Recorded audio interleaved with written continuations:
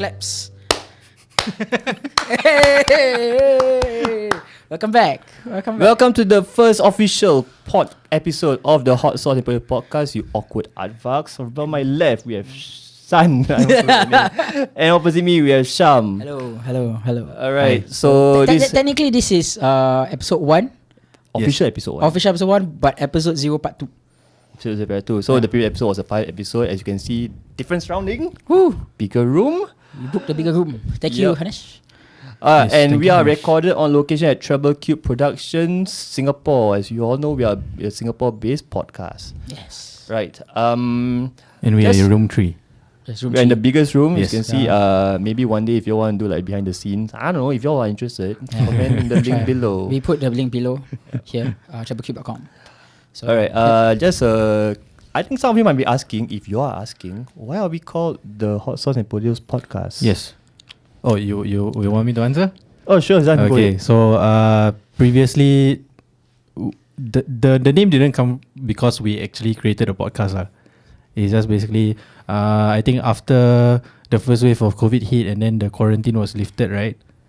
We came to this studio, Shak and I, because we jam here every week. And somehow Hanesh managed to get a hold of some hot sauces. So nice. Shak decided that okay, we need some chips. Yeah, no, because I also had my own some hot sauces I bought from when I was in LA that time. So we decided to sit down at this very mahjong table. Yep. So you guys only had condiments, You guys had nothing, just hot sauce. Yeah, man. Just hot sauce, Just hot sauce and some either potato chips or fries. Yeah, because a musician who comes here, he actually has hot sauce. He runs a hot sauce business. Shout out to Wagner, right? Wagner? I thought it's Ryan. No. Oh no, not Ryan first. Ryan first. Ryan. Oh, sorry. So one of the owner of this studio, Hanesh, his friend called Ryan dabbles in making hot sauce as a hobby.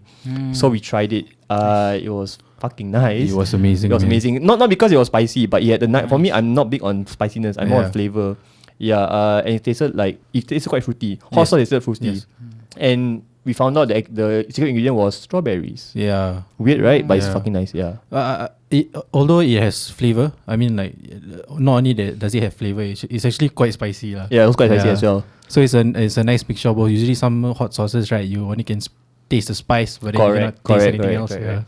And then we compared it with the hot sauce I bought from LA. Yeah. It was I mean, because us having Asian palate, right, we are so to them in America. Did you try what's it? The candy that he bought? Which candy? The one licorice, not licorice. Yeah, the licorice. Is it the one that's supposed to be strawberry cherry flavor? But then when you eat, right? I believe I tasted licorice before. Taste. Not licorice. Shit. Right, you gave to a few of. I only gave you guys. Yeah. Okay. I gave to Zul also. I gave Zul also because I was there. But it was wow. Okay, let me get back to that. Let me get to you guys on that. I forgot why it's flavorless. So stuff from LA, right, that we bought, not very nice lah. So like also I bought even was so spicy, was more like vinegary and stuff. Yeah. I mean because like over there to them, hot sauce fucking spicy, sriracha fucking spicy. But what the fuck, man? This is we tried sambal, all that stuff. Sambal is a Indonesian origin curry / gravy kind of thing. Chili based, spicy as hell.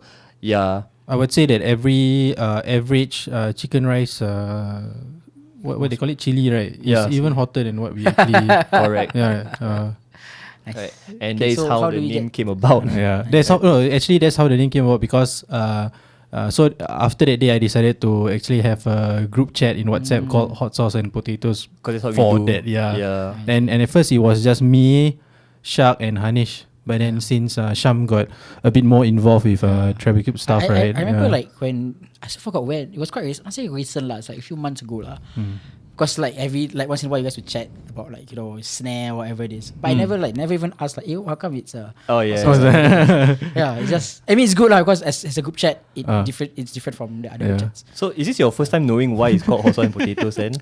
No, I mean I can guess lah. It's not like a girl was named hot sauce and a guy named potato concept. It's just hot sauce and potatoes. Then let me ask Shak. Shak, why you take that WhatsApp group title and decided to call the podcast this? Because I couldn't think of anything else. I think none of us can, right? Yeah, I mean, the other ideas were like something music related, like I don't know, music and stuff. Oh, sorry, this is not a jab at. Okay, there's another podcast, right, by a couple of drummers in Singapore, Ridwan and Faidi, right, called Drums and Stuff. Not a jab at you all, just saying. But yeah, I mean. Look at Shak and believe him. Yeah, I mean like having music and stuff or drums and stuff. I mean it's quite explainable lah. But we want to. I don't know. I don't like. I don't like naming something whereby it's very on the nose. It's like imagine okay, a typical band name in Singapore. I say mine the old generation. The Zack band, because the name of the frontman is Zack. I mean like what really? There's like so much creativity there. Yeah.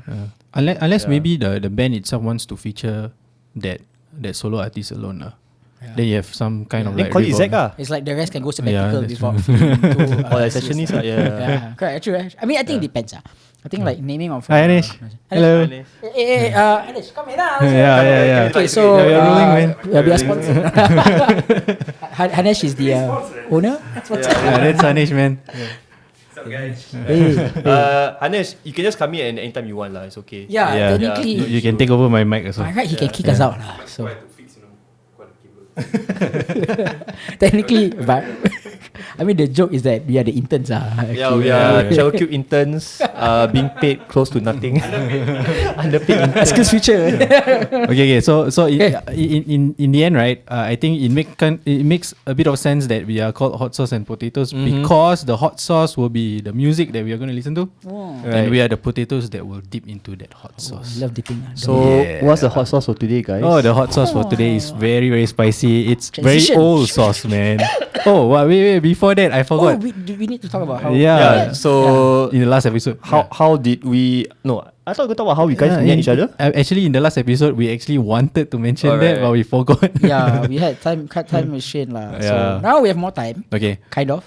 Let's do it in chronological order. So Shak and Syam first. Oh, okay. So Shak, you wow, first. this one really hot sauce. Yeah, I mean not hot sauce. It's interesting. Shit. No, there's nothing controversial actually. I mean, as much as some I saw him be controversial, right, or very saucy. Oh my god, so many puns. Sorry, when you guys drinking water, right? I don't really remember this meme about this redneck on I don't use Facebook, right? But I think maybe on Instagram, redneck he like to make a crawfish. Crawfish? Yeah, crawfish boil. Like Crawfish boil. I think you posted the meme before. He was quite viral on Twitter. He teach people how to make proper crawfish broil. Then one thing he said, right? When the crawfish boiling, right? While we wait, we hydrate. He drink beer. You got your water to about 150 degrees. Now add the seasonings you like. And while we wait, we hydrate. You remember the meme? You posted the meme before. Dude, that's the thing about memes. It's like, I know, but I think remember. when you see it, I see them, maybe I remember. Okay. Crawfish looks like lobster. Right? Yeah, the small prawn, that kind of thing. So in the south, right, they had to make crawfish broil whereby they boil crawfish with a lot of things inside the boil. So like corn, a lot of spices, peppers, all that stuff. Isn't that like shallot? Yes, it's very similar to shallot, correct? Okay. Correct.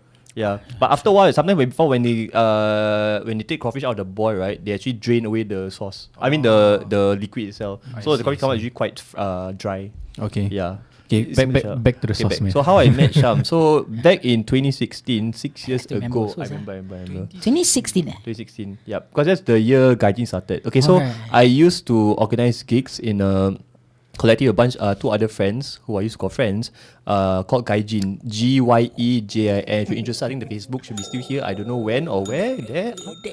Yeah. If you're interested, I don't think we have Instagram. Oh, we have Instagram, I think. Yeah. We still have an YouTube channel. So, and then we put out a shout out. So one of the objectives of the GyeJin, right, was to organize gigs featuring lesser known bands. So I think we realized, right, in the local music scene in Singapore, a lot of the bands here, right, it's like the same few bands are playing the same gigs over and over again. So we thought, what the fuck? Then how about other bands who are trying to break into the scene, Because like everything in life, right, or whatever industry you're from, things will people be successful if they suck enough cocks or they know enough know the right people, right? Yeah. So multiple hand jobs and absorb the cum. So what we wanted to break the cycle. Smells right. Continue. Yeah. So we put out a shout out because we want to be fair. On where? Okay, we put a shout out on soft.com. Soft.com is You have to. a forum for local musicians in Singapore. It has been around since I don't know. The earliest I know was 2000s? 2006. Yeah. Remember, like when I was still, I first heard of it was Sec 1 or Sec 2, 2006 or 2007. Okay, so mid 2000s, I guess. Yeah, mid 2000s. Okay. So we put a shout out on there looking for bands to come and join us. We didn't want to look for bands. We didn't want to go for any old new band out there. We want bands who are hungry and willing to work Very and hungry, put out make some effort. So But the show was you had this thing called, I think this was your second show or something. It was Third show. Punk versus Core. So the concept created by one of my business partners. He had this idea whereby we pit two genres against each other. So complementary genres, two complementary genres. So like people who listen to punk, right? Let's say pop punk or modern punk rock. Some of them also listen to post-hardcore, hardcore and stuff. So our first gig was called Punk versus Core. Yep. Yeah, and then I remember didn't get selected for the first one. yeah, so we actually had quite a number of bands, we had quite a number of bands who actually applied with us, like interested to join the gig itself. So we thought, okay, how about we split into two gigs instead? So we had Punk versus Core. It was all random selection. We tried to be as fair as possible random selection. Shyam's band was one of them, Circle Line Kid, but they didn't get selected for the first round. Okay. So there were, it might sound like a scam, like, wow, I applied for this gig, right, with this organizer, but I wasn't promised a gig. Would there ever be a second gig? So I tried as much. I understand from the band's point of view, who's going to select, right? It's not like a scam, like fuck, like I probably won't But get it. we had anyway. nothing to lose. It's just like, Like my business partner came up with this idea, right? He wanted to do Punk vs Core 2 immediately after Punk vs Core 1. Nice. But my rationale to him was, right, you don't release Iron Man 2 a few months after Iron Man 1. Doesn't fucking make sense. You gotta have like something in between first to break the cycle for variety's sake. So Punk vs Core was the first one. It was a success. Second one we had was called Rock vs Indie. Okay. So rock and indie, I think that wasn't as great. Like I think we didn't have many rock bands, and I think indie bands, right, they don't really see us as a Outlet. gig organizer willing to work with. So it's okay. And then we had like Punk vs Core 2 in October, if I'm not wrong. So the first gig was in June. So 4 months later, in the same year, we had Punk vs I Core think 2. the very first time, I don't know whether it's the first time we met was the... Rock vs Indie. No, was it Rock vs Indie? I think so. I knew you, okay. Yeah. Oh, sorry, I kind of forgot. I thought I want to say the first time we met for Punk vs Core was the acoustic session. Like Correct. he had this acoustic session at the car park of Golden Mile Oh yeah, I Tower. heard of Correct, this correct. before. Yeah, so he had like all the bands to kind of like perform acoustic. Okay, so this was one of the practices we wanted to bring into the industry as well, whereby instead of getting bands, right, to just play, like come to the gig, come for the time slot and then fuck off after they play a set. We wanted bands to know each other, so we want to be a community. Yeah. Because at that point of time, right, me and the business partner, I can't say band's name lah. They went to Japan. I tagged along. I don't say band's name lah. Let me try to say band's name. I will be neutral. I'll be Yeah, like, I don't say okay, lah. interesting. If you know, you know lah. Yeah. Maybe I'll say in a future episode. So stick around, motherfuckers. Okay. So we went to Japan, and then some of the things that we saw the Japanese organizers do, right? Some practices where it's like, was by the bands, right? Before the show starts, maybe like 2 minutes before the show starts, 2 minutes before the show starts, right? The organizer will gather all the bands, and then have brief them, like, and then get each band to introduce themselves. Correct. Yeah. So it was like Correct. telling introduce each band whatever, and then maybe half an hour before the gig starts, right? Some mingling going on in other bands. So that was cool. Just something we want to bring back to Singapore. Yeah, and we did something similar. So instead of like half an hour before the gig, right, we did like maybe a couple of weekends before the gig starts. We get all the bands together, then perform a acoustic session, maybe in an open space somewhere, kind of guerrilla style, and then we release these acoustic sets of the bands as promo for the gig itself. Okay. Yeah. And that was quite cool. I think that was a good initiative. I think many people did that. I mean, instead of like promoting the gig by just posting like a poster or whatever, we feature the bands, have a acoustic set, like a teaser of what's to come, what you can expect at a live show. So yeah. That's pretty Because they do not have prior like performances before that, right? So you actually need to. Yeah, again, because some kind of the bands we organize. went for, they didn't have like much videos or proper recordings. okay. So yeah. think So was- you was create my the band's content for first them, one. lah. Yeah, correct. Sorry, Syam? That was my band's first few shows also.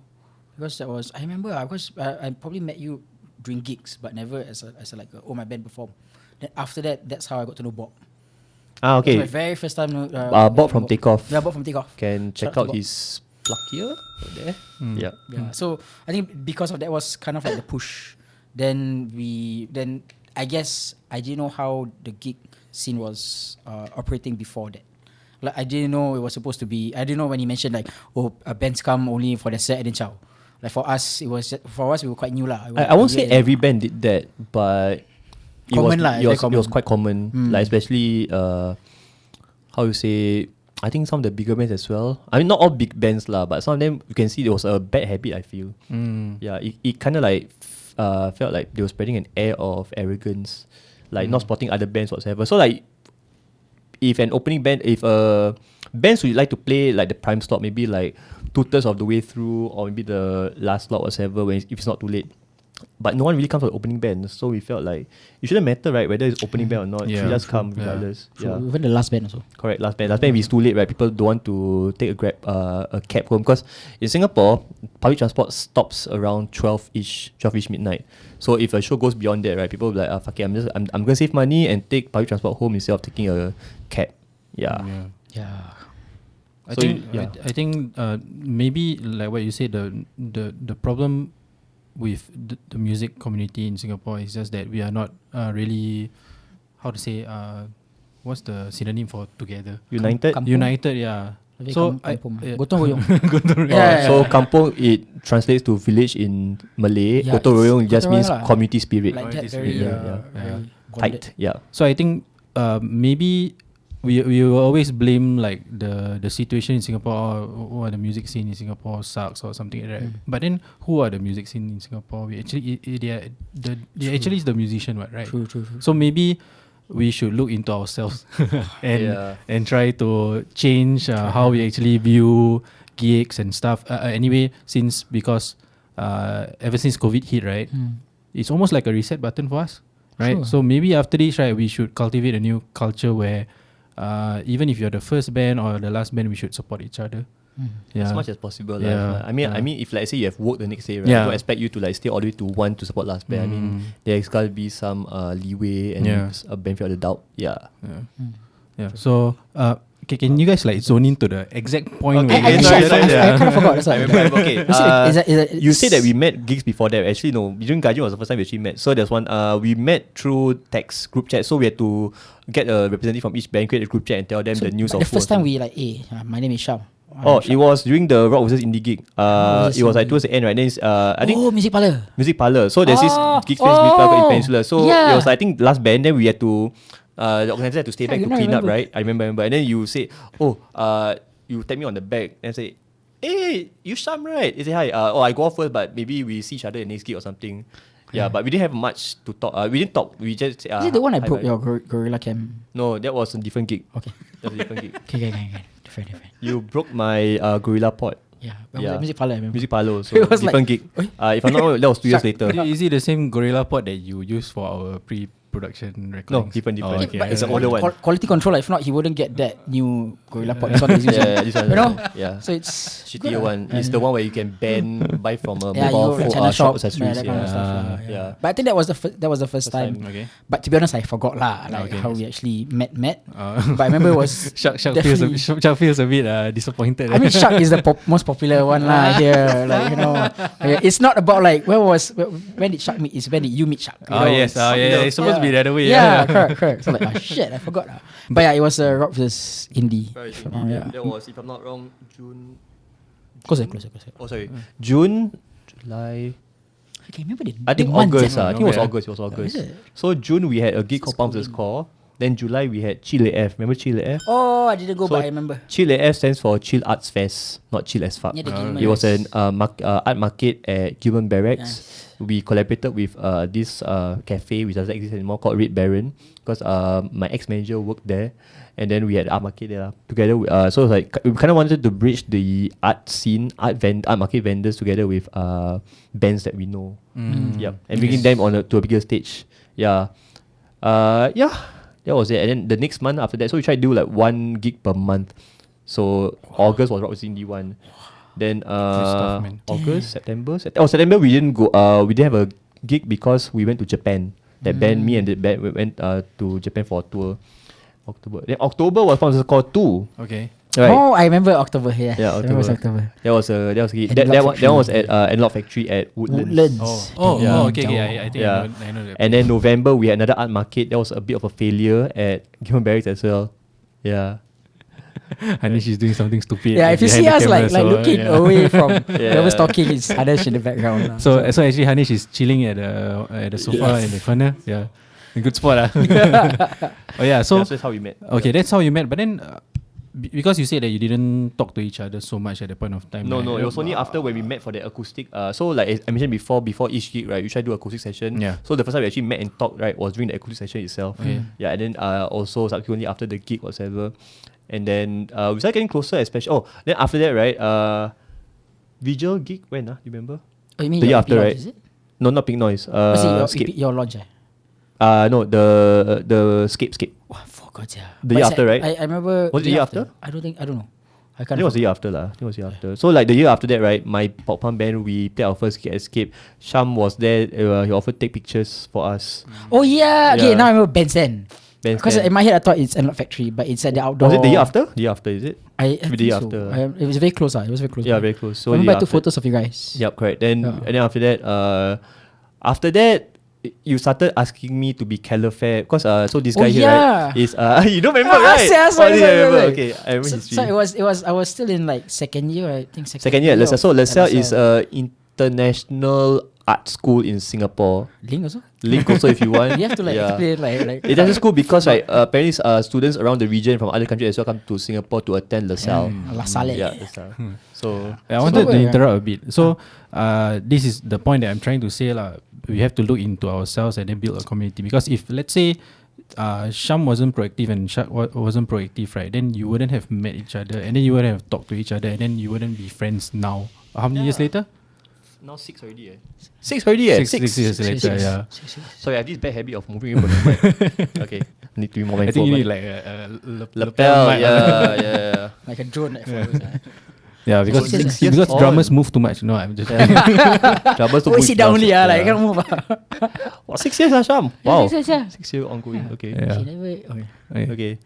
Then after that was How I Met Zan. Oh yes, yeah. Oh no, not how you met me is how I met. Yeah, how Zan met I was Shak. gonna say that, Later, but how yeah. Hanesh met Shak. So like, Yeah. how I So met Shak. How I Met Zan. So we had this friend called mutual friend. Okay, no.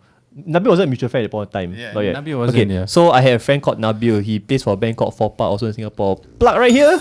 Or here. They play indie rock, but now they're moving more into heavier stuff, like a bit more rock and roll. Okay. So at the point of time, right, Nabil had this idea of forming a corporate band. Yeah. Technically be sellouts, play music for money. Being fucking corporate sellout. Okay, Can't make money.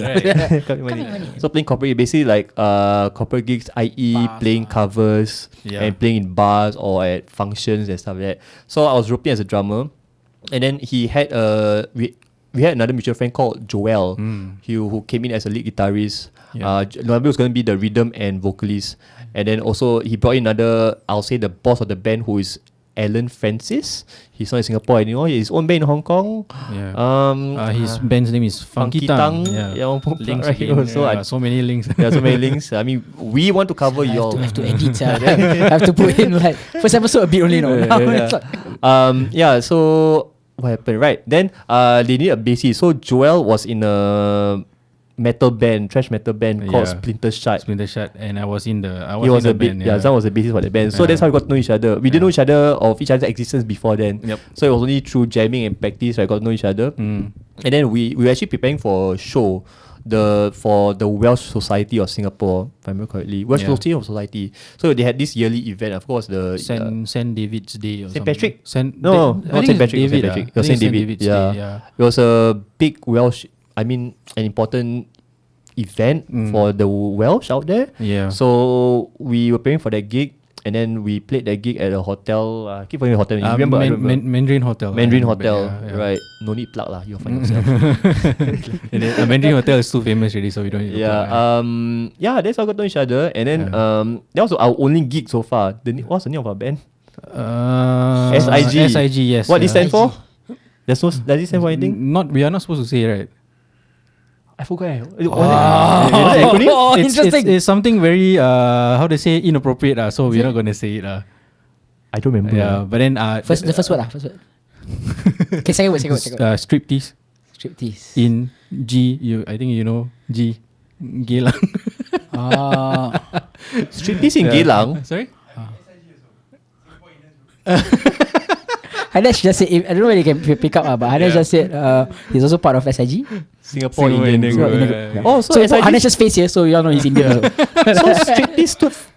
Striptease in Geylang. So what SIG said for striptease in Geylang. Yeah, but then it was so But not offensive, right? Okay, what? No, it's a bit out. So in the end, we decided to just call it SIG, and then we don't care about what. I what does don't it mean? remember that it stood for that. Was it? Maybe I totally forgot lah. Yeah, and you know who did the logo for that band? You I did. did. Yeah, I did logo for the band.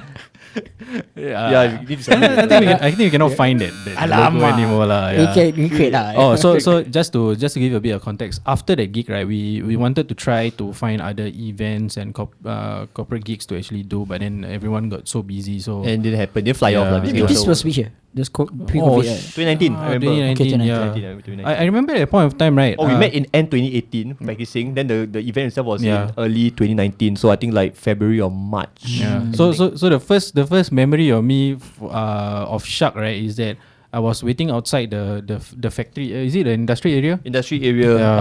If I'm not wrong, it was called Euphoria Studios. yeah. They've moved location. So as of now. And then from the darkness, right, suddenly appears Shak walking towards the group. Yeah. Oh, because I was walking nearby. I didn't have to take a car or bus to that place. I could walk. It was a long walk. It was a 10-15 minute walk, but that was the most direct route to actually walk to the Near place. Potong Pasir, right? Potong Pasir. Yeah. So it's actually in the MacPherson industrial area, if I'm not wrong. Yeah. Then surprisingly, out of the few members in the band, right, somehow the drummer and bassist actually did their homework. Very shocking. Yeah. Usually the drummer and bassist are the one who just wing it. Right? Correct. By homework, you mean like learning the song? I mean, like, we actually had a set list. Hey, Nabil. Nabil, do you play? Oi. Joel, do you play? I mean, you guys watch lah. Yeah. What I want to say, right? Because one of the things that we had to learn, right, was Black Dog. Was it Black Dog? Black Dog? That was Led Zeppelin, yeah? Black Dog? No, what is it called? Black Pig? Pig War? War Pigs. War Oh Pigs! my Black Dog! Black Dog. Fuck me lah. Generals gathered in masses. Yeah, we had to play War Pigs by Black Sabbath. Black Sabbath. No wonder you say Black Dog. Yeah, Black Sabbath and then War Pigs. Wrong band. Rock Animal. No, but at least it's still within the mammal range, so it's still okay. I was going to say Iron Man, but it wasn't Iron Man. no, It was it's something Iron else. Man, yeah. Okay, so we had to play War Pigs and the John Bonham, right? No, John Bonham is not the drummer. Shit. Different drummer. I've got the name of the drummer. Black Sabbath. Yeah. So there's one part in the bridge, right? It was very complicated and long. There was no structure to it. So I had to actually like write down notes as to how to play when lyrics come on. So that was the I think that was the most homework that I did for a song ever. For Shak, actually. Yeah, no, cause I couldn't tell. There's no way. Yeah, so that's only I could practice. Yeah, and I don't sight read. I hate reading tauge or musical notes. And to be honest, I think Shak does his homework lah. I would say, yeah. If you want to hire Shak as your session drummer, please do. Yeah, because I want to Only if say I like your songs. the inside joke that we have is whenever we do like our random jamming is the notebook. Because Shak will always like write down from my understanding from your previous bands like, okay, how did we do for this jamming session?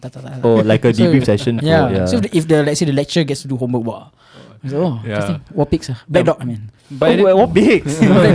By that point of time, Shak throughout that band, right, and until up to the gig itself, I wasn't really close with you, right? We didn't really talk much. Yeah, I think I talked more with Nabil because Nabil was the only person I actually talked to before getting to know you guys. So and Joel also. So Joel, that was my first time getting to know Joel after so long because the first time I met Joel was many years ago, even before I met you. 2014 was my previous band. So my previous band called Trying Third Bass, no need plug lah, they useless. So my previous band, Trying Third Bass, I mean, I still talk to two of the members till this day, good friends of mine. Shout out to Zach and Bryann. Yeah, shout out to Zach and Bryann. Make sure you all watch, like and subscribe. So one of the vocalists of the band, right? Her name is Eileen, not was Eileen. So she actually knew Joel. I forgot how and where. So that's how I got to know Joel back at the Oh, really? time. Oh, okay. Yeah. So that's your connection with We Joel. met at Singapore Night Fest. When Singapore Night Fest here at gig. So it's 2014, 2013. I can't remember which year. Okay. Around that year. So that's only the first year. First time I met Nabil. embarrassing story. I'm sorry, I'm going to say this lah, but you kind of drunk as fuck lah. I don't think remember also how we met. Yeah, you spoke in a dude. He got piercing and tattoo now. Do you see Instagram? Yeah, like okay. The next year is getting married. Who knows? Who knows? Yeah. So that's how I met the two of them. Before that, so yeah, I think only after when I started GyeJin, right? Then I got back got closer again with Nabil. Yeah. Actually, I got closer with Shak also is because during one of the the post gig, we had a get together after the gig, like a few months after the gig itself to like have dinner and stuff. It was during the fasting month. Yeah, fasting month, right? Only fasting month. Then I actually pitched to Shak about one of my ideas that I want to do some almost like a soundtrack kind of thing. I remember because I remember during that dinner, right? Joel was making comments about Endgame. Oh yes, I remember. It was the year the Endgame came out, so 2018. 2019. 2019. Sorry. So so he was making comments. Then I think that Zan didn't watch Endgame at the point. So he was I just watched it like 2 weeks ago. Yeah, and then we were talking about that. I think Zan was very quiet because we were like, Endgame was a big thing. It was an in thing to talk about back then. Yeah. And no matter how much they try to explain it to me, I still don't understand. Anyway, I watched the movie. I think certain parts of it I still don't understand. MCU is a big thing, guys. Yeah, so much. So after that, I pitched the idea to Shak. Then we decided to jam together, and I think it kind of clicked lah. So usually drum and bass it feels very empty, but somehow Shak is able to outplay, and then I was able to cover him as well. So in the end, we decided to create a band, and now we are recording our album. Can we say that? First album, yeah. First album. The band is called Bowden. Maybe we'll talk about it in snippets here and there. So that's how you guys can watch to see how the story progresses. Yeah. Okay. Links. You only have Instagram, right? If I'm not wrong. Yeah, only Instagram for now, but there's no post. There's only a display picture. Yeah. Soon. Okay. Now I'm sorry to the audience because now we have to remove Shak a while. That is how I met Syam. So actually I met Syam. What the fuck must apologize? I must remove me. Sorry. Because everyone wants to know about you. Not important. Okay. Hanesh taking a photo. Hey, hi. I put the photo here. Okay. How did we? So Shak actually wanted to organize like a fun jam, right? That was pre-COVID or after COVID? Sorry, is COVID still going on now, right? Why am I talking? After quarantine, right? After quarantine. So my goal was to have like a halfway house, figuratively, for people who are lost and desolate. What do you mean I'm lost, dude? No, basically a collective of musicians who just want to have a fun time jamming together with not much homework beforehand. Just get together and just jam stuff out. I mean, not like a jazzy kind of thing where you improv. It's more like I think the members of this collective, right, are bound together by nostalgic pop punk stuff from the early 2000s. So that was a common ground where everyone could just come together. Oh, I remember this tune. I roughly remember. Easy to remember as well. So so we actually had our first jam, and then I think it was only 4 of us, right? Scratch that. That's not how you guys met. That's not how you guys met. I remember I crashed your jam. Yes. Crash your jam. Yeah. He came to take pictures of us when we were recording. Playing jam. Yeah. I think it was actually because of Shak's drum channel or something. I didn't have a drum channel then. No, you actually did. You actually did like a short one. No, you actually then did. I came down. You came down because I think we will want to talk to you about like doing our music videos and stuff like that. So he came down and just get to know the band and whatever. So they were in a hiring process lah. Like you guys were finding like videographers, and then like I was there take photos. But during that time where you actually did a short video of us playing and rehearsing. It was the first time. No, it was not the first time. That was the second time. There was one time I just came in just to crash. That's it. Yeah, I can't remember. And it was the my thought right was like, okay, this is the first time I actually hear live music during COVID. And it was you guys. Okay. So and I didn't film anything. So I remember it was like you guys jam at room 1. I remember the part where you video us, but it was afterwards. Okay. I remember it was afterwards. The video was second. Was it like really short? No lah. We spoke a bit. After also. Okay. Maybe at the point of time I but didn't. Here, before it was, I don't know. Because it's okay because it's not Shak. That's why if Shak will remember. Like for us, it's like My first memory of Syam is actually this. Okay, so we had that jam, right? And you and Bryann, who was supposed to be in that jam, were late. Then I'm not saying anything. I'm not like dissing any of you guys. So I'm a bass player. So when I decide to when I come into the jamming room, how do I set up? I just plug in and then turn. Okay, that's it, done. So Syam was still like fiddling with his pedals and stuff, right? Then I decided to go on the drums. Then Syam was ready, so we actually jammed something. What do you jam? I don't know, man. You were just Trivia. playing riffs, and then I'm just playing the drums. Then I think that's like kind of the first memory I know. Yeah. I remember. Maybe- I remember they were late, and it was you. Yeah. I was late lah. Yeah, you were late. I was late. Okay, Yeah. okay. I was late. It's like Zan is like the furthest. Furthest, are you the furthest? You or Bryann? Because Bryann live Bukit Panjang. Oh, but I believe Furthest further. yeah. Yeah, the furthest and the closest came early. So I think that's my first memory of Syam lah. Yeah. Same. Oh, that's the same one. I think that's the first time we connected. Okay, yes, like, correct. phew. Yeah. Okay. But before that, it's okay. just like yeah, a bit lah. But like, Random. Just in the void lah. Just in the void lah. Yeah. Like you guys, I remember you guys jam once, I crash, and then the second jam I film. Yep. And then subsequently, you guys wanted to do the jamming group thing. Yeah. Then Yep. that's how we actually like played for the first time. Yeah. So I think through that all those events, right, that's when I started talking to Syam more, and then I know more about him. Anyway, Syam has a really good ear. Like now? No, My like- right ear. no, yeah.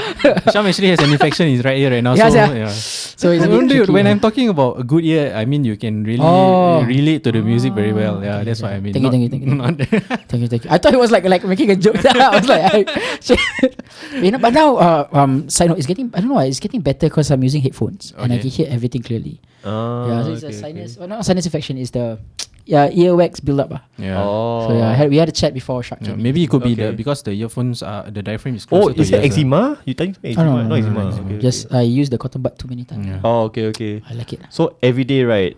Usually I try to do daily lah. I use the metal scraper and dig my ears.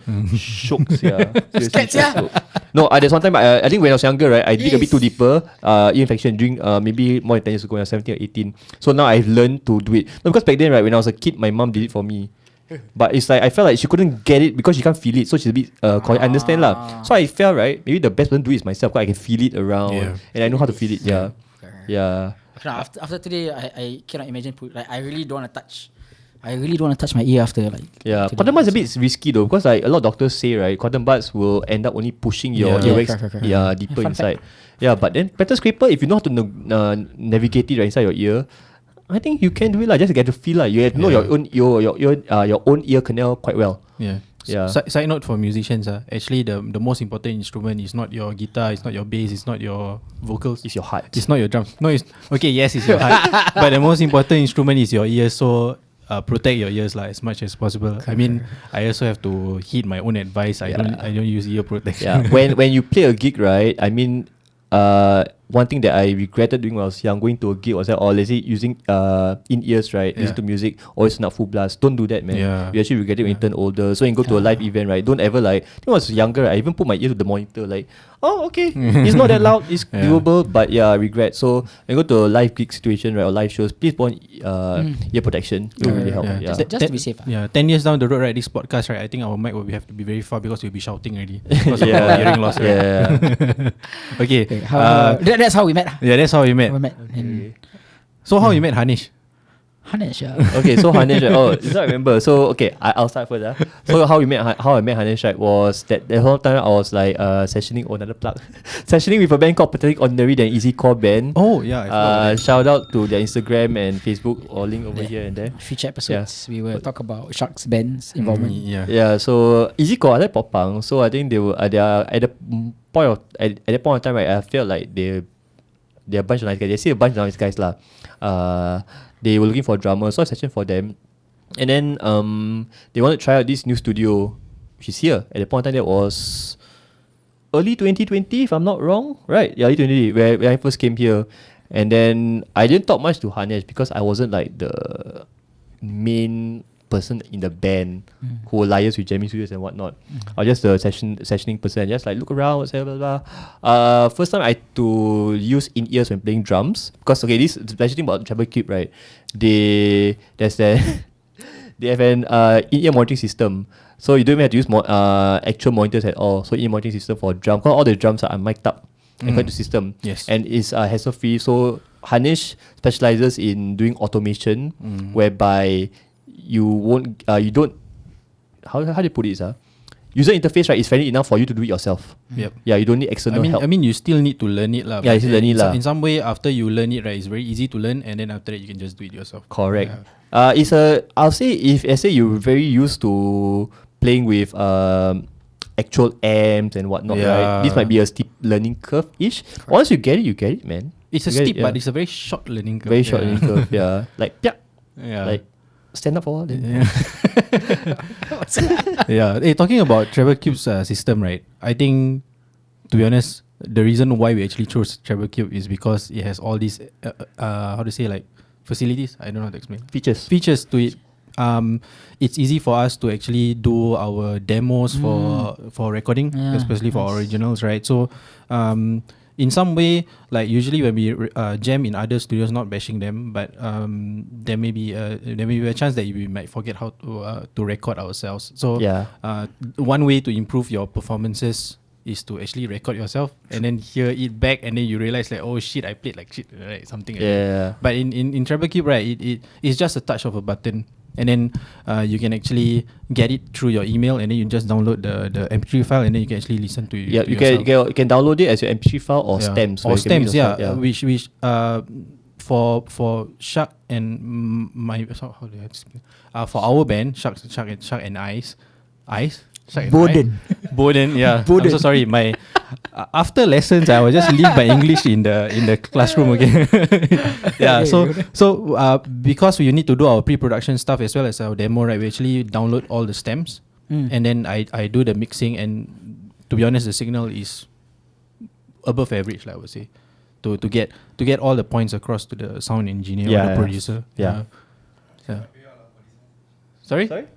We're thinking we decided later how much Hanesh should pay us for this. Wait for our royalties to come in first. What were you talking about? Oh my god, we sidetracked. We are talking about how we met Hanesh. How we met Hanesh. So that's how I met Hanesh. Then I think at the point of time, right, because we were jamming at this other jamming studio, which does not. They don't have a jamming studio anymore, but they do other backline services, RGP studios. So we were jamming there quite a while, and then we just wanted to look for a new place to jam at. Yeah. And then at that point of time I didn't speak to Hanesh, but then you came here on your own accord with your other band as well, right? Yeah. I was sessioning for another band lah. They are actually a kind of like a band that plays in pubs and stuff. So I met Hanesh before that. He was supporting a band in a gig. Oh, at a gig, right? That's And then Axis Mundi, links maybe. Axis Mundi was performing, and Hanesh was standing in front of me.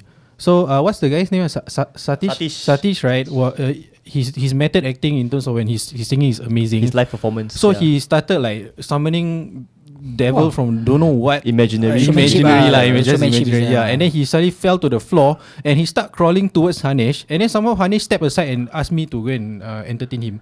All while growling, he was growling, right? Yeah, all while a lot of things was happening. Yeah. So that was the first time I met Hanesh, but I didn't really talk to him. Then I was sessioning for a band in Treble Cube, and then after that I was sitting with Hanesh at the coffee shop, and then we were just talking. I was telling Hanesh that I have this band, it's a duo band, and we are interested to find a new place to call home. Which has been our home for how many? 1 year? 2 years? Wow, I think in a couple of months, right? 2 years already. Oh shit! I think we came here February or March. I can't remember. Right? Or April? No, 2020. Yeah. We came in 2020, but I forgot which year. I think I remember it was early 2020. I remember it's after quarantine. It's either February to April or even almost 2 years. I think safe to say come May or June 2022, right? We hit 2 years. Yeah, I think so. Yeah, man, 2 years every week jamming. Almost every week lah. There was like very rarely we took a break. Once or twice only. Once or twice. So that's why 52 weeks per year. Times 2, 104. 100 times at least we come here for jams. I'm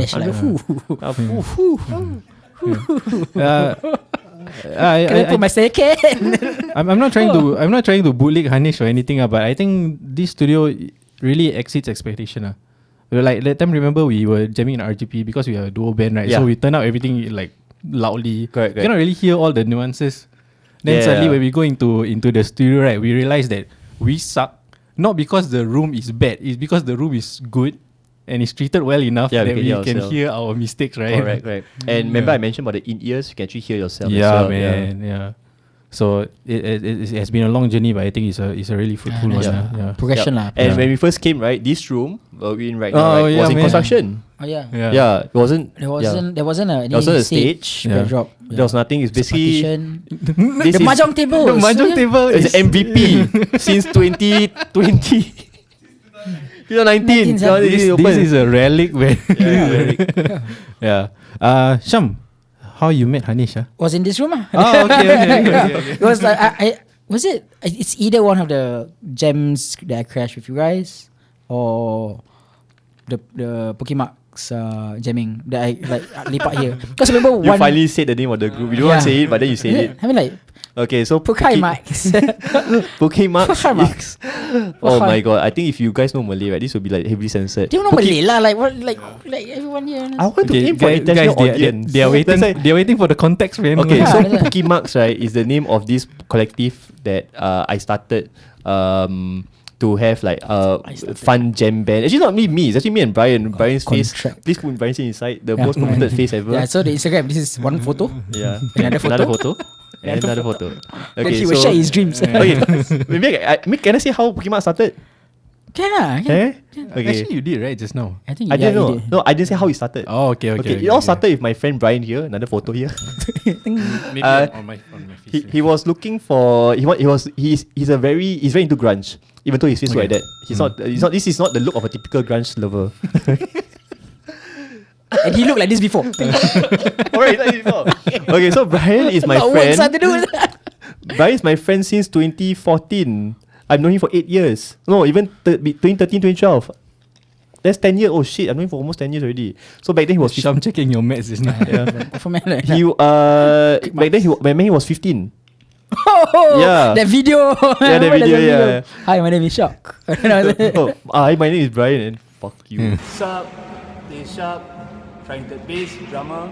I'm Bryann, I'm the bassist, and fuck you. So I met him since then. He was part of this band called Trying to Bass. I think we mentioned just now about my previous pop punk band also. He was doing a grunge thing, and he wanted to do YouTube videos as well, paying tribute to the big grunge for Pearl Jam, Nirvana, Soundgarden, and Alice in Chains. Yeah. Did I get it right? I think should be. I think that not Soundgarden, Alice in Chains, and Stone Temple Pilots, right? Yeah, so he wanted to do that. So he was asking, he got me into it. So just me and him try to jam for fun or whatever. And then I asked him, hey, how about we bring in more people? I got a couple of friends. I think my impression was that he was a bit hesitant because he didn't want to bring people that he didn't know, and he was a bit like skeptical of like maybe he'll be able to click that person with people that I know whatsoever lah. So I brought in Syam, Zan, and another of our mutual friend called Zach, who was also in that Trying to Bass band. Hi, I'm Zach. I'm the guitarist and backup vocalist. Yeah, and that's how Pukimak started. So it was called Pukimak, right? Because I told Bryann to book the room, and in the when you go to Treble Cube website, right, the page, the menu, if you want to put right here, if you want to put, yeah, there's an option where you can put band name, and lo and behold, right, the name that Bryann chose for, but when I booked the room, I just called it Bryann and Shak, just two of us, just try out. Then when we brought more people, right, he called it Pukimak's. Yeah. I'm like, and it stuck, I guess. A bit of context as well. So if you jam in Treble Cube and then you book with the band's name, right, it will actually show at the door on the keypad. So that's be mindful of what you actually put as your band name, because it might offend somebody, I think. Yeah, so Pukimak, right, in Malay it we don't have to explain lah. Okay, if you know, you know. Okay. That would be another episode. That would be very in detail. Like what is? Okay, guys. I think we have diverted far enough. Yeah. Okay, shall we go back to the source for today? Alright, so if you guys remember the previous episode 0, we talked about how each person recommended a song to the other two. Yeah. Alright, so the song if you don't remember, please can go back to the previous episode where we can had our reaction for the first two songs. So I recommended Plastic Covered Furniture by the band Have Mercy from their album A Place of Our Own. Syam suggested Blood in My Eyes by Sum 41 from the album Screaming Bloody Murder.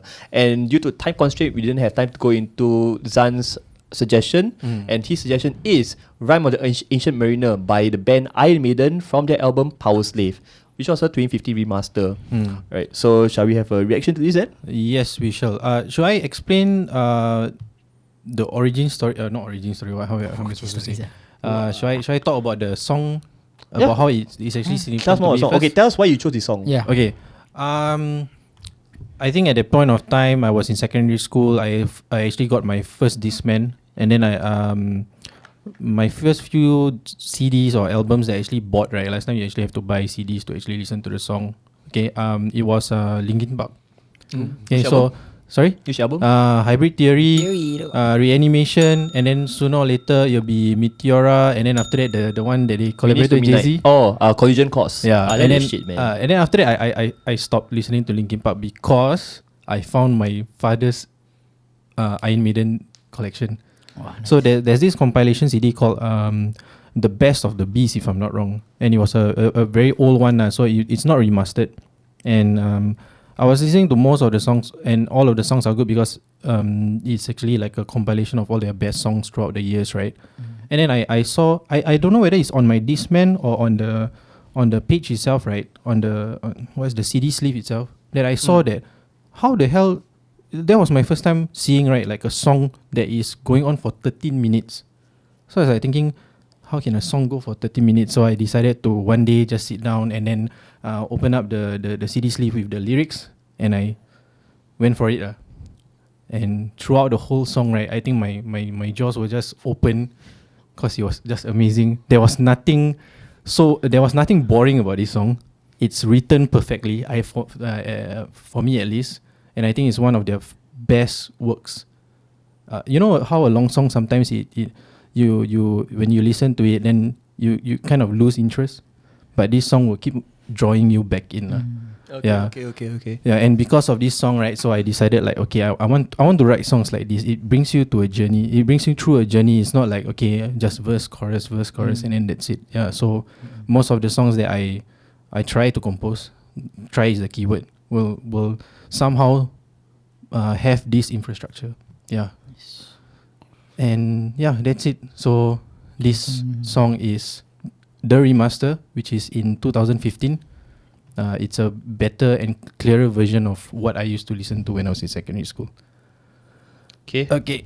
Wow, I'm out of breath, man. Ready and go.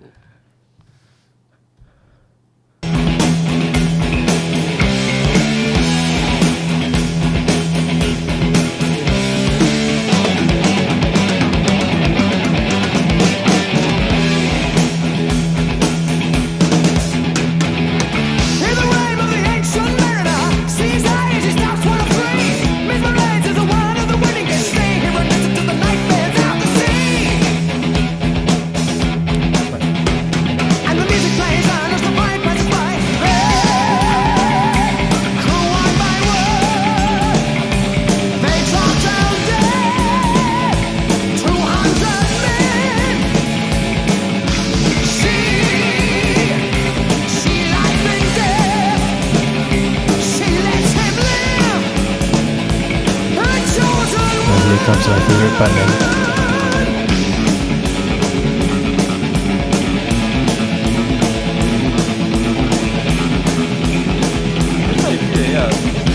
You cannot help but make that face, right?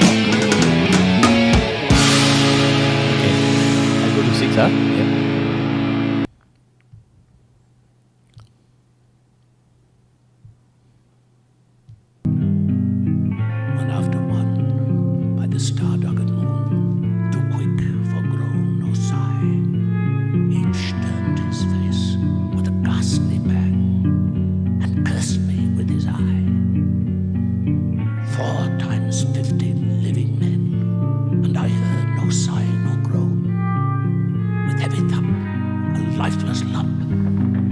They drop down one by one.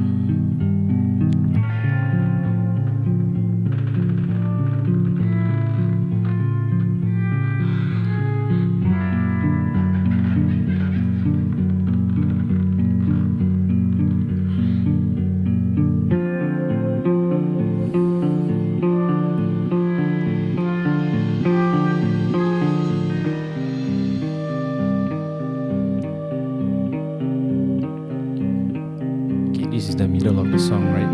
Okay, let's go to the next part.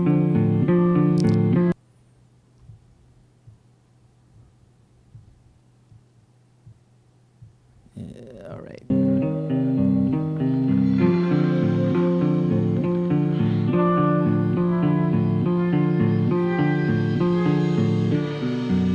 Wait, so this considered a solo, is it? It's not a solo, lah. Not solo. It's just like a mid section. I don't know what is it called musically. Yeah. This is a solo. Kind of like a bass solo, I think, but it's more like a riff, right? Oh, this is a bass? Yeah, this is the bass, Oh. dude.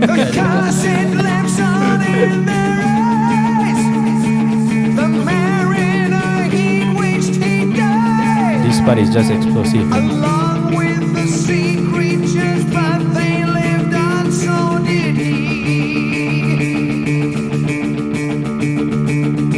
And by the light of the moon, he prays for their beauty not doom. With heart he blesses them, God's creatures, all of them too.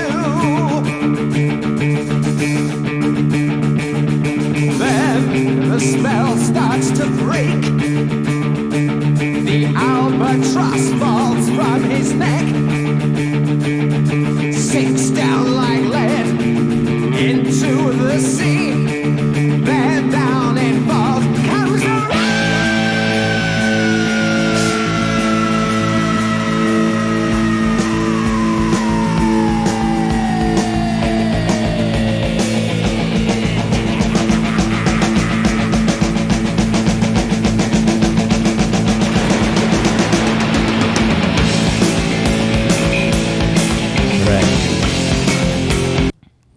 So I think maybe this one I might take a different approach. So I got a lot of things to say, but when you guys listen it, right, when during your own time, how do you feel about the song? Shak. Okay, so for me, right, I think previous episode, actually, I wanted to wrap it up by comparing the three songs in how they sung the lyrics and how they portrayed the lyrics as well. So, what happened was, sorry, I was a bit distracted by the pop. I think you guys can hear the pop, but it's okay. So like, I'll say it's like from three different eras. So mine would be the newest era of storytelling. Yep. Sum 41 would be mid, or the bridge between the old and the new, and then yours would be the old kind of storytelling. Yeah. So from what I felt, right, is they are using different voices and perspectives. So I'll say, I made it right in this song. They are using like a storytelling, grandiose. Imagine like a Greek philosopher, right, on a big stage, telling a story to passing a philosophical message or lesson to the audience. Would That's you how I say feel there like. is like a bit more like modern kind of operatic style of delivering the song? I don't really listen to opera, so I can't really compare. But because I don't listen to opera, right, I'll say this is very old in terms of what I listen to. Okay. Yeah. So not say old, more like a, I won't say ancient also, kind of older style of storytelling. Yeah. So it's like imagine like someone on stage. Okay, imagine like a play. Oh yes. Or okay, not a play. Okay, what I had in mind, I remember what I had in mind back then was like, imagine in the streets, right? Yep. Then back in like industrial London, industrial age, you have like a guy standing on the stage and giving a story or something in a very theatrical kind of voice, and then suddenly a crowd forms around him. Gather around, everyone. Yeah. So that's how I felt like the storytelling is like in here. And then Blood in My Eyes, right? It's more like a open letter. Not open letter. It's more like a writing in a poetry book. Okay. Published for the masses. Okay. That's how I felt. Yeah. Will you say that it's a bit more open to interpretation? Yes, I think as we go further along, right, it gets less literal and more metaphorical. Yeah. Yeah. So I'll say Blind My Eyes, right, is okay, it's quite open still, but I think it's still straightforward. Okay. However, Plastic Covered Furniture, right, because like the first one, Around Asian Mariner is like a person in the middle of the street telling a big grand story, right, very theatrical. Yeah. Then Blind My Eyes, like in a popular selling poetry book. I'll say Plastic Covered Furniture is more like a letter not meant for anyone else to see. Okay. Yeah, Okay. a heartfelt letter not meant for anyone else to see. Understand. And it's more very intimate, very specific, and I mean specific between the person writing it and the reader. So there'll be some inside references, right, that we wouldn't get at all. Yeah. Or maybe like only the person will totally understand. Maybe we can roughly understand, but we probably wouldn't be able to get the whole meaning of how it came about whatsoever. So I'll say the level of intimacy, right, decreases. Level of intimacy increases. As we progress over time. So that was like I said in the previous episode, my main part of present would be the lyrics. And how it's the way they deliver the lyrics. Correct. Okay. Yes. It's kind of like Plastic Covered Furniture is like a letter, Blood in My Eyes is like an email, and then it like the email is more mass of email, like I guess. Mass email, and then Ancient Mariner is more of like a billboard lah. It's kind of like it's packaged. If you think about it, in terms of lyrics, but also how they package it. Okay. It is a full content. For like Ancient Mariner is like a full content, start to finish. Whereas like Blood in My Eyes, I think Blood in My Eyes and Plastic Covered Furniture is leaning towards it is part of a letter kind of a trope. Okay. Whereas like this is like a full on bomb. This is start to finish. Correct. It's a full story. It's a full story. Relating to that, right? So, Rhyme of the Ancient Mariner is actually a poem, but this poem is unlike other poems which are short. It's actually a very long poem. So, what the singer of Iron Maiden, which is Bruce Dickinson at that point of time, which is still now lah, he actually take the poem and then gain inspiration from that. So he's kind of like telling the poem in his own interpretation, and I feel like he actually did it pretty well in these 13 minutes. What is it in the poem? Do you know? Rhyme of the Ancient Mariner. Oh, okay. So it's direct. It's correct me if I'm wrong, it's only the part where it's a spoken word. Yeah. Part. Yeah. So for me, like coming into it, right, like not knowing that fact. Yeah. When I read up, like, oh, it's a poem. In my head, it's like, is it the whole thing? Because it sounded like it feels like the whole thing. Yeah, it sounded because there was a setting, a wedding lah, whatever. It was a sailor lah. There's so many settings in the song itself. Yeah. So while Shak is searching up who's the writer of the poem, right? Are you finding that? Yeah. So Rhyme of the Ancient Mariner by Samuel Taylor Coleridge. You guys want to know the TLDR version of this whole story? Okay, the TikTok version. Yeah. Okay, wait. Is it the right one? Dude, it's in the Google Drive. I think I have it in link. Oh, okay, Google Drive. If I'm not wrong, yeah. Okay, I'll just give the TLDR version. Okay. So it's basically just this sailor who decided to kill an albatross, if I'm not wrong, it's a bird, and then because he didn't value the life of an animal, right? He decided he actually got cursed, and he was cursed to be almost like an undying person in the sea. So the tale tells a story about how his curse is actually being lifted, and because he was cursed and then his curse was lifted, right? He survived, and he tell the story to other people, saying that you must value all life on earth equally, whether it's an animal, whether it's a person or whatnot. Yeah.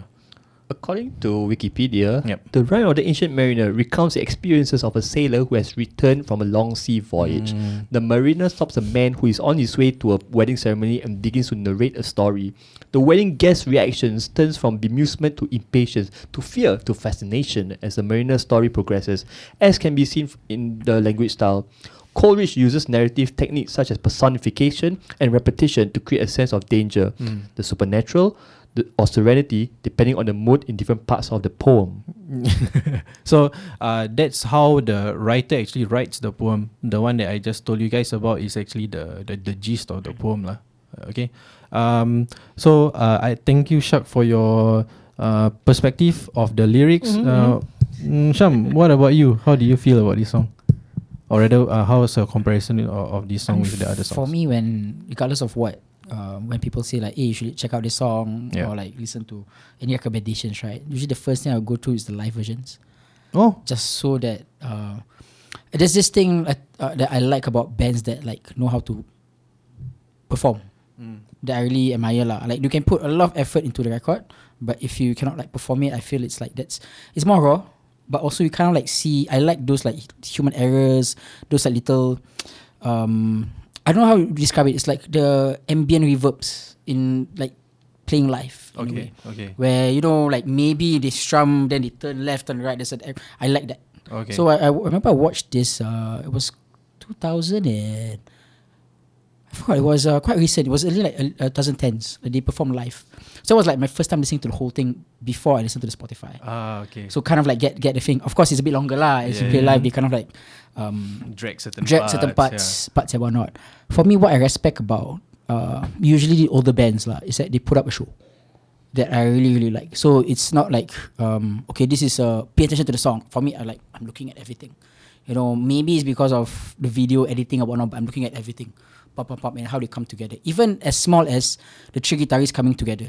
Like for me, that really like, It shows like the solidarity between them. Yeah, because if they among them. keep doing the same, let's say that pose, right, for all throughout the whole song, it's like to defeat the purpose. So I really like it when like bands do that, and if it's hard to ignore, but because they've been a band for so long, so I can respect that. Yeah. But if a new band does that, I would be like even like more impressed lah, because that is, I would say, like music showmanship in a way. Yeah. Yeah, for me, when I come into live, I wouldn't care about wrong playing. I wouldn't care. Maybe like, it sounds this, and then maybe they subvert my expectations. I can ignore that, which is what I like lah. So when I listen to it live, and then when I listen to it, in most cases, I like the live versions lah. Yeah. Yeah. I mean that's the thing, right? Because on live versions, you're trying to put on a show, so it's not supposed to be really perfect. Correct. Right. Yeah. So maybe that's the reason why you would prefer that, because it's more of their natural state. Yeah, it's kind of like similar to when you mentioned about the other songs. When you're saying out a letter, it's different from how the person reads it, the recipient reads it, and how you say it. You can like, Dear Shak. That little pause makes a lot of difference instead of Dear Shak. Something very formal. So that's what I like about like bands that can push a show. So I don't know whether this song was played at the last part or the first part, but it is a whole show. Yeah. So it was like 14 minutes, 15 minutes, just a few minutes longer. But it felt really impactful for me lah. Yeah. But the tricky thing with songs like this, especially for me, because I come from a pop punk rock background, long songs are, maybe because of my attention span, it's harder to take grasp. So for this song, I think it was kind of like a bit easier too, because there's many segments. Okay. And there's if you talk about this, why the song hits you hard? Because for me, I assume because the bass is like very, very prominent. Yeah, of course. The bass is one thing. If let's say I will look at it from like maybe Shak's point of view, where he will look at the big picture, right? If I look at the big picture for this song, the songwriting is just extraordinary. Like, okay, if you think about it just musically, right? How they actually change the timing from a 4/4 kind of feel to a 12/8 kind of feel, and then suddenly we'll go to a 3/4 kind of feel. And sometimes when, like for us also, if we do odd timing stuff, right, we'll try to make it as natural as possible. Correct. Yeah. But somehow for them, right, I don't know whether they even think about it. It feels so natural, right, that you don't even have to, you don't even know that they are doing it. Correct. Right? And they actually have so many key changes. So at first they are starting off with E minor, right? And then suddenly they started playing with a bit of kind of a harmonic minor, like we did in Blood in My Eyes, right? Then suddenly they change it to like a one key in 2 bars, that kind of thing, and then suddenly they resolve in A. And then after they you know that slow part there, they actually use augmented chords, which is very abnormal and unusual nowadays, I believe, in the music. And then suddenly they change it back to something that is a bit familiar. It's also in A, but it's kind of a different feel, it's kind of a different scale.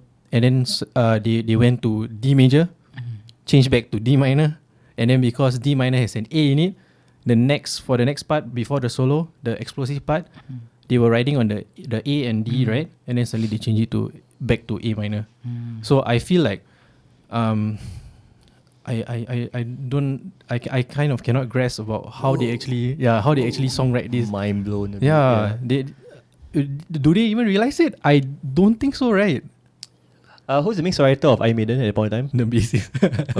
Okay. That's another thing that is very significant to me lah. Because at that point of time, I was wondering who wrote this song. Man, most probably is the whole band, right? But turns out the credits only goes to Steve Harris, the bassist. Okay, so at that point of time, I thought bass is just that's it, right? Yeah. But he kind of like allowed, or what's the right word? He gave like the Freedom. The permission for me to realize that, okay, as a bassist also, right, I can actually write songs, even though my instrument has 4 strings. Open the doors for you lah. Yeah. The permission to give you to write Yeah. song. He wrote down a letter. No, not really a letter lah. Yeah. Zan. It just shows Inspiration. that. Yeah. It's inspiration. Inspiration. So basically, he justified that, okay, even though you're a bassist, you can actually write the songs. And then from the interviews that I saw for about Steve Harris, right, what he does is that he called the whole band, and then he just plays some bass line, and then he actually whistles the melody, and the whole band decides, okay, I know this melody, and then because they have 2 guitarists at the point of time, so one guitarist will take the root notes, the other one will take the thirds, and then they harmonize, and then the drummer will just be like, okay, I know this bass kind of like the bass riff, right? Then they just play to that. Yeah.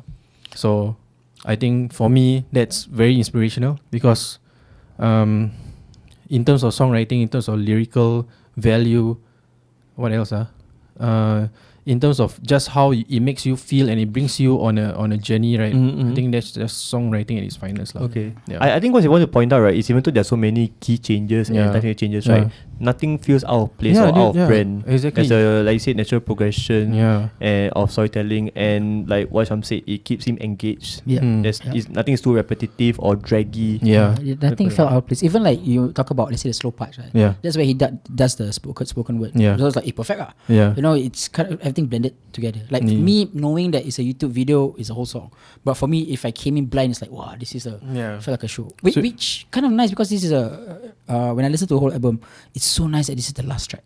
Yeah, it's very it's the best closing payoff. Song, good, right? Nice payoff at the end. It's so very, very interesting. I wanted to say something, I forgot.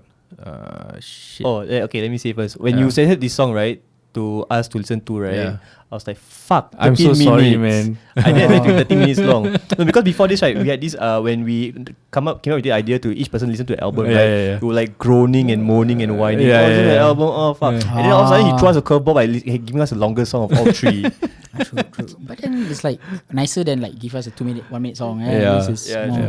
Can I maybe give a comparison between the songs? Okay. So for, as you can see, right, the previous my choice. Are you talking about the album, or you want to compare all the 3 songs? Just the songs themselves lah. And I'm just trying to be as general as possible. If you think back about Iron Maiden, right, and this is recorded in 1984, if I'm not wrong. The timing is not perfect. You can hear many discrepancies. You can hear that sometimes the bass actually misses one note in certain places, right? But I think because it's human for us to actually make mistakes, right? So maybe that's the draw that I get from this song. It's perfect in a imperfect humanly way.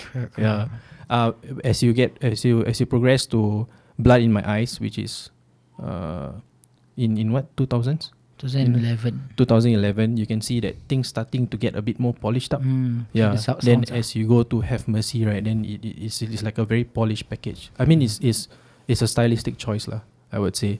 But now, right, I feel like because of all the digital editing that we have, we are starting to remove a lot of the human factor that we used to have previously. And I do not know what is the threshold where we decide to say, okay, we need to stop this and we need to go back to not being so perfect. And also another thing is like, just like you mentioned, right, it's a 30-minute song. Nowadays, I think because of Instagram, because of TikTok, right, we try to consume content that is maybe less than a minute long. So having this song, right, to consume, right, kind of like makes you appreciate that people actually put in a lot of time to actually compose a very long song. I think it's like long songs kind of especially in the rock scene, it becomes like a cult favorite. You know, like definitely some songs that are like long. It won't be in the mainstream, definitely. Yeah. But it is a cult favorite too, like for like I name a few bands like last week we spoke about NOFX where they had like a long song. It is a cult favorite. Yeah, we talked about NOFX after the podcast itself. So yeah, I was mind blown. We talked about what song called? The songs? Title song. No, what's the name of the song by NOFX is The Decline. So it's 18 minutes. Do you want to listen a bit? No, I mean like a but bit. by the way, we have 17 minutes. So Okay. if you play the song, it's like you play the song and then No, like any part you want to point out. How about No, this? any part of the How about this? We will review that song next episode. Do you think together? that's good idea? Okay. Yeah. Can. I think because that song deserves all the attention that it should have. Right? Which is what I share with you guys the live version, right? Yeah. So that's how I like with the orchestra in the back. Yeah, yeah. So therefore I will link. I try to link. But a teaser before next episode. Yeah. If you guys have any ideas, right, of what you want to us to cover in future episodes, please Yeah. please comment in the link below. Yes. In the comment section below. Help us create content for you. Yeah. Oh, one thing I want to say, because talking about long songs, right? Yeah. I was thinking about Avenged Sevenfold. Oh yeah. A Little Piece of Heaven. Oh, that one is long as shit. Yeah. That song is long as shit. And at point time, I wasn't into it because it was so theatrical. Also, because when I got into Avenged Sevenfold, right, I was more into the backcountry punk fast. Chapter 4. Chapter 4. Yeah. No, Chapter 4 was actually after I got into Avenged Sevenfold. Was it? When I Okay. started out, it was the backcountry album. Okay. Backcountry album? Backcountry album. Backcountry is the name of the album, right? I thought Chapter 4 is before the Backcountry album. Correct, but I got into that one first. Oh, okay. And I got into that because of MTV. Okay, so at point in time, Avenged wasn't a big thing; it was very underground. But then MTV TRL, you guys remember TRL sessions? Oh, I don't know. This was So request live. Yeah, so top 10. it's like they have a couple of hosts inside the studio, and then they invite bands over, come and talk all this shit. Oh, okay. Yeah, at that point in time, right, because the MTV era was full of pop punk bands like All Time Low, Right. Fall Out Boy, Green But Day. they all were that. like 2008, 2000. So it's near the end of kind of there was ending of like pop punk. It was closer to like heavier stuff. Okay. At that point in time, pop punk was very was very heavily featured on MTV. MTV never ever featured metal or metalcore on a daily basis. Oh, dude, that's actually quite true because in 2008 2009 I was in JC, if I'm not wrong. Yeah, And it was JC time. Yeah, and during that time, right, I remember there was that's when I actually listened to Mayday Parade. And that's also the year, right, that I listened to Avenged Sevenfold. Yeah, okay. So it's about that time. So I remember how Avenged Sevenfold got featured on MTV because TRL had this they had this segment whereby they wanted to get the bands that heavily featured, like Good Charlotte, and introduce bands that they like. And these bands that they like usually aren't featured on MTV heavily. Then Good Charlotte, they decided to bring in Avenged Sevenfold. Nice. All Time. Wait, if I'm not wrong, Fall Out Boy brought in All Time Low. Oh, Yeah, okay. so because All Time wasn't. Yeah, they were very. I remember they were very close. Correct. When- I think similar producer. So it's like there's a joke, right, that All Time Low is very heavily inspired from Fall Out Boy. Fall Out Boy is heavily inspired from Blink-182. Okay. Yeah, then it's like, I think the joke was that All Time Low is just a ripoff of Fall Out Boy, and then people are saying, Fall Out Boy is a ripoff of Blink-182, and then Blink-182 people are saying like, fuck, both of you are ripoff of Blink-182 anyway, right? Okay. Yeah. So I think there were other few bands also that were that were introduced on the show itself. But Avenged Sevenfold was all the you? bigger one. I'm so sorry. Wow. That was my throat, man. Okay. Continue, Yeah. Shak, sorry. So Avenged Sevenfold, after they got introduced on the MTV, right? Then Okay. suddenly MTV started playing their songs. First one being Backcountry. Backcountry. Then after that followed by Peace and the Harlot. Oh, okay. Yeah. So that's I got to know Avenged Sevenfold through MTV. I know I sound like a fucking sellout poser lah. Not knowing Avenged Sevenfold at the point where the chapter 4 was out or whatever. Yes. Yeah, I got to know when they were like kind of like mainstream-ish. No, man, actually, just now you say Backcountry, right? Backcountry as a gateway song into Sevenfold is damn good. At the point I was still learning how to play drums, right? I was like, fuck, that's difficult. Yeah, Catchy dude, as shit. Yeah. It was very fast. Yeah, so I don't know about that I mean, one. like full disclosure, to be honest, I never got into Avenged Sevenfold. really? I never. I mean, I guess I was in that whole like punk rock stage phase lah. But I remember trying to play chapter 4, like in one of the jam sessions. That time I had a band lah, and then it's like this guy suggested, he was a huge Avenged Sevenfold fan, and then like I was playing bass, so like apa satep ni? It's like 004, like like I'm not used to that. So I think that's how I kind of like. But I was aware of it, but I didn't like got interested in like that scene lah. Yeah, not sellout lah. I don't think it's a sellout. No, I mean, It's a different kind of. sellout. in the sense that I got to know about Avenged Sevenfold through MTV. Okay. But what about a little piece of heaven that you wanted to say about Shak X Syam? It's just very okay. So I like Backcountry, but then when they started, the next album was the self-titled. That was where a little piece of heaven came from. Okay. So I like the first album quite a bit. Big fan of. Oh, sorry. Backcountry is a song. City of Evil is an album. I remember. City of Evil. So I like City of Evil.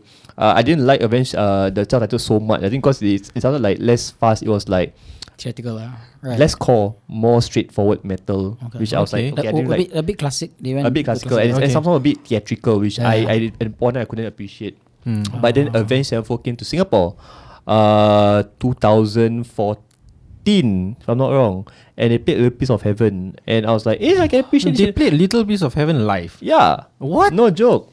They played a Little Piece of Heaven live. Yeah, and then no, because they played a lot at that point in time. I think that gig, right, that concert, right, featured a lot of the self-titled album songs. Okay. At that point I didn't like self-titled album, but when I hit through the gig, right, I was like, oh, I can get into this shit. After that gig, right, I think sometime later I went and listened to the self-titled album. And okay, I can appreciate it now. Yeah. Why do you think that change happened? Is it because of the change in perspective? Not change in perspective. I think because like Avenged Sevenfold, right, the ref James Sullivan is the main songwriter. Okay. R.I.P. rest his soul. Yeah.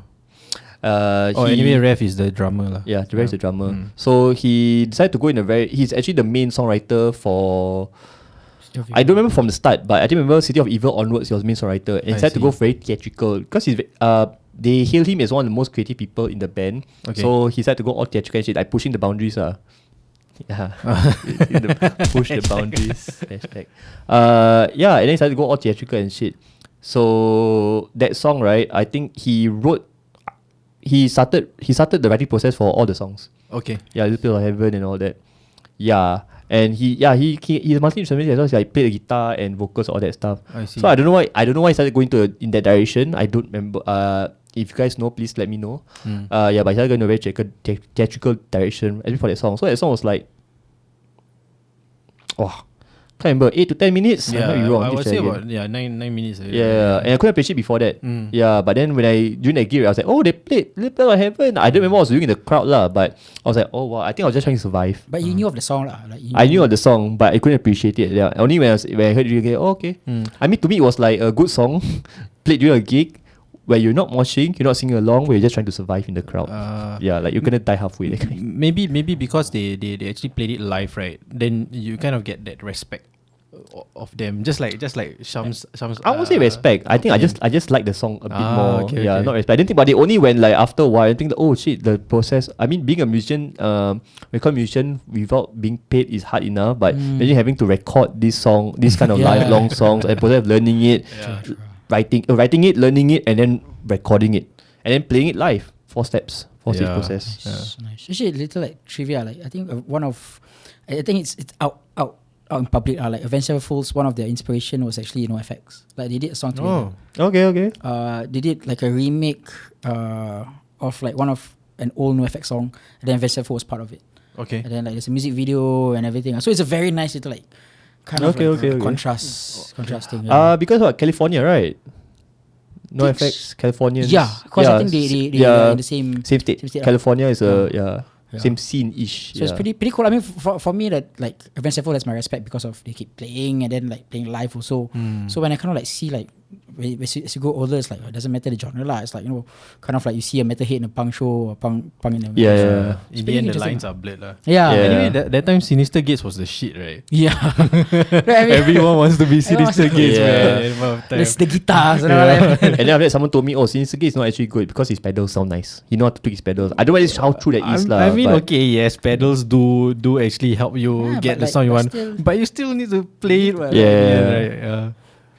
Okay, guys, so we wrap it up. We have 8 minutes. So we do have some content for next week, right? Yeah. Okay. Homework for next week: listen to NOFX The Decline live and recorded. Yes. And maybe the Avenged Sevenfold one also.